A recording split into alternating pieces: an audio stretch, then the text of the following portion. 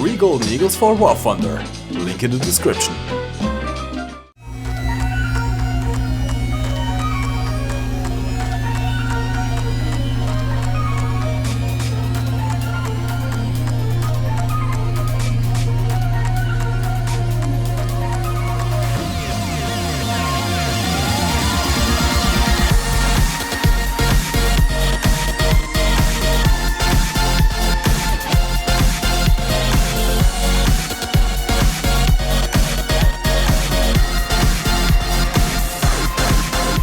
Hello you sexy beasts, and welcome back to War Thunder. This is the Me410 B-6/Air 3. It's the top tier heavy fighter for the German Air Forces, sitting at a rank 4 and a battle rating of 5.3. The armament of this aircraft consists of two 30mm Mark 103, actually not Mark 103. I should probably get this right. Motorkanone, that's what the MK stands for. MK or Motorkanone 103 with 240 rounds between the two guns, and two MG 151 20mm cannons with 700 rounds total. Now these guns are all nose mounted, which adds to the accuracy of this aircraft, which is quite important, and I'll tell you why in a bit. Let's go over the rest of the stats first. It has a 8.12 kg per second burst mass when firing all of the guns, as well as a 620 km per hour top speed. On top of that, it also gets a single gunner that controls two guns. It's actually a bit interesting. The crew of this aircraft only consists of two people. You have the pilot and you have the gunner, which also operated as a radio operator in real life. However, since he has to control two different turrets, two different guns in the turrets on the sides of the aircraft, you actually do need to train two gunners on your crew skills in order to use this thing to its full effect. Then again, the guns are only 7.92mm German machine guns, which aren't exactly the most damaging thing in the world, so don't expect to kill anything with those guns, unless they are very stupid and just stay behind you without shooting at you. Speaking of shooting, this thing is actually quite well armored as well. It has, if I'm not mistaken, 5 to 7 to 9mm plates all over the aircraft, covering fuel tanks, wingtips, the engine front, the back of the pilot seat, just everywhere armor plates, which is very useful in two situations. One, of course, if you go for the ground attack role, which this aircraft can fill very, very well. Those MK103s are the high velocity version of the German 30mm cannons. So they are very, very good against tanks, against the medium tanks, if you load the HVAP shells, which are absolutely dirty. And this was originally what I was trying to do in this gameplay, but the enemy tanks are quite far away, so I knew that there would be some enemy fighters between me and those tanks.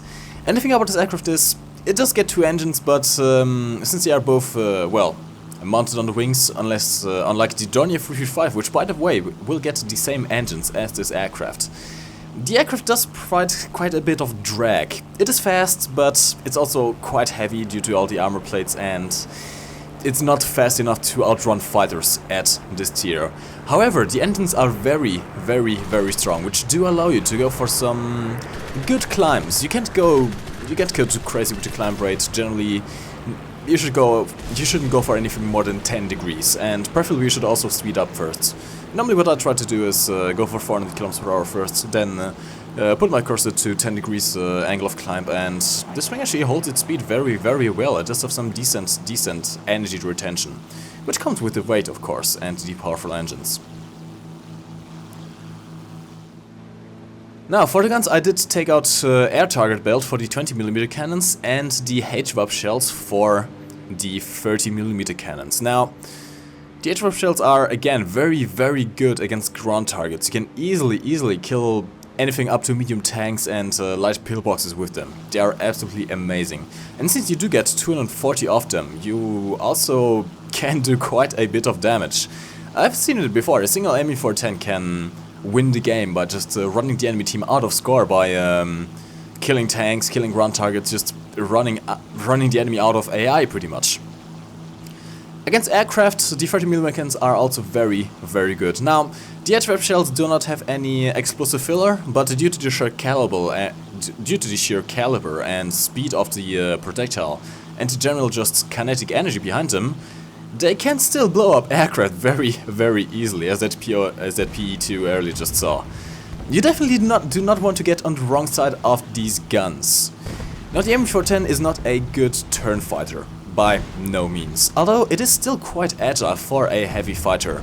You can't quite outturn enemy fighters, but stuff like the IL-2, IL-10, if they are carrying bombs, you might actually be able to turn with them. And we're going to see this later on in this gameplay. There are actually 2 IL-10s that I engage, and, well, spoilers, I wreck them, pretty much. Now, below me is a Yak 3. I'm not in a good position here. I have some decent speed up, but that guy could easily pull up to me. But luckily, it seems like he's not quite interested in me. Now, the thing about the ME410 is, since all the guns are mounted in the nose, they are very, very accurate. The thing about guns that are mounted in the wings, for example, pretty much all of the American aircraft, the P-47, the P-51, the Corsairs, since they are mounted in the wings, you introduce a, well, a zeroing problem with the guns. That's actually what the gun targeting range is for. Pretty much, if you set your gun targeting range to a certain distance, it guarantees that your grouping of shots are going to be the tightest at that distance. That provides benefits. Of course, the bullet dispersion is going to be less at that range, but anything over that and your bullets are going to disperse again, which can actually cause you to not be able to hit a target at anything over double the range that you set on your guns. On nose-mounted cannons, that is not an issue. You can actually get away without setting any gun cover, since they are so close. It's not going to matter too much. Now, the IL-10 is a very resistant aircraft, so they are quite infamous for being very, very resistant. But again, 2 20mm cannons and 2 30mm cannons, even though that they are shooting HVAP shells and not high explosive filler. Yeah, you saw what happened. You saw what happened. And the beautiful energy retention of this aircraft is also just amazing. And another IL-10 just blows up. I'm not sure quite what happened there, because... Okay, the German 20mm cannons are quite strong. I mean, they get the Minengeschoss shell, which, by the way, if you don't know what Minengeschoss exactly means, basically Germans had this genius idea of packing their shells with, well, less metal, and instead carving them out and putting more explosive filler in them. If you compare the German 20mm munitions to Russian or American ammunitions even, or even the British ammunition, the Germans tend to do more damage, just because they have more explosive filler. At the same time, though, they don't tend to have as much penetration, since the walls are thinner and they might have to trade it off with a lower muzzle velocity.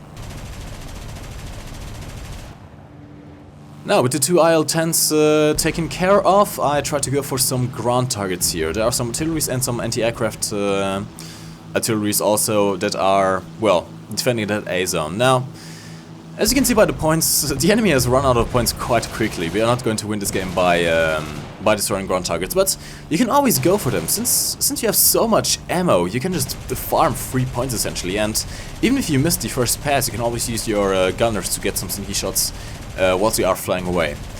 There's a single problem though. Since the guns are mounted on the sides of the aircraft and not directly behind, and, well, you have a rudder in the way, you can't exactly shoot directly behind you. There's like a 1 to 2 degrees blind spot where the guns just don't reach. Which also makes it interesting for enemy aircraft that try to get you from behind. If you are ever facing an ME410, here are the following rules of engagement. First, do not head that thing on. Those cannons are going to rip you apart. Although, there's an interesting fact here. The ME410 does not have any armored glass protecting the head of the pilot. So if you can go for a pilot snipe, you might actually be able to kill the thing, but it is not a good tactic. Just try to use your lighter aircraft, try to use your maneuverability, dodge out of the way and try to get behind this aircraft. Once you are behind, you still have to worry about the 7.92mm machine guns, although they don't have many API rounds, so you shouldn't be worried too much about fire. Although, try to not stay behind that thing too long. Now Seg9P over here is trying to go for my teammate, completely ignoring me, and he pays the price. There's a hole in your right wing. This guy, I have no idea what happened to him. I critted him, but it didn't seem like his like anything flew off. I think I might have critted his aileron, and he was just too close to the ground to pull out of that one. And it was a quick double kill.